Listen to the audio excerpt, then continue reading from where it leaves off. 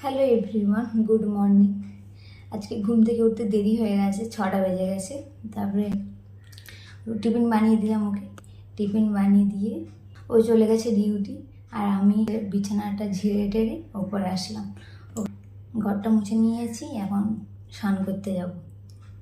স্নান করে আসলাম, দেরি হয়ে গেছে স্নান করে আসতে। শ্যাম্পু করলাম, চিরুনিগুলো পরিষ্কার করলাম। এখন একটু ক্রিম ট্রিম লাগবো মুখে। 7:45 বেজে গেছে। চলো তোমরা ভিডিওটা দেখতে থাকো, আমি পুজোটা কমপ্লিট করে নিই।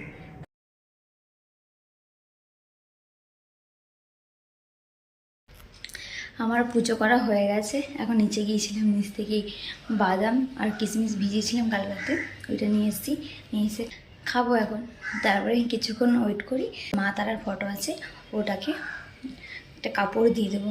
কেন আজকে অম্ববতী লাগবে, তাই জন্য মা বললো কালী ঠাকুরের মুখটা ঢাকায় দিয়ে দিতে। তাই জন্য একটু ওপরে ওয়েট করছি। নিচে যাব, আবার নিচে গিয়ে চা বানাবো। চাটা আর আমাকে বানাতে হয়নি, মা চা বানিয়েছে।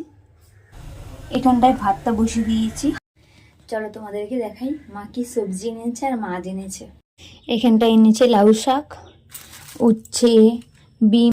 এখানটা হচ্ছে বিনস আর শসা, গাজর, টমেটো, কুমড়ো, পটল আর পাকা কাঁঠালি কলা, এইগুলো সবজি এনেছে। আর এখানটা এনেছে লোটে মাছ।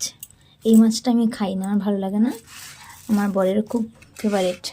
দেখিয়ে দিলাম কি মাছ এনেছে, আবার কি মাছ আনে দেখিয়ে তারপর তোমাদেরকে দেখাচ্ছি কি মাছ আনে। যে লোটে মাছ খাই না, তাই জন্য চিংড়ি মাছ, আর এখানটায় রুই মাছ।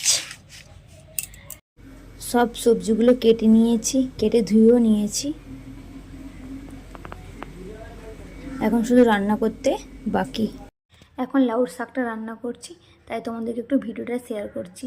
রান্নাটা তো তাই করে নিই, তারপর তোমাদেরকে দেখাচ্ছি। রান্নাবান্না কমপ্লিট হয়ে গেছে। আমার লোটে মাছটা বাকি আছে, ওটা মা করবে।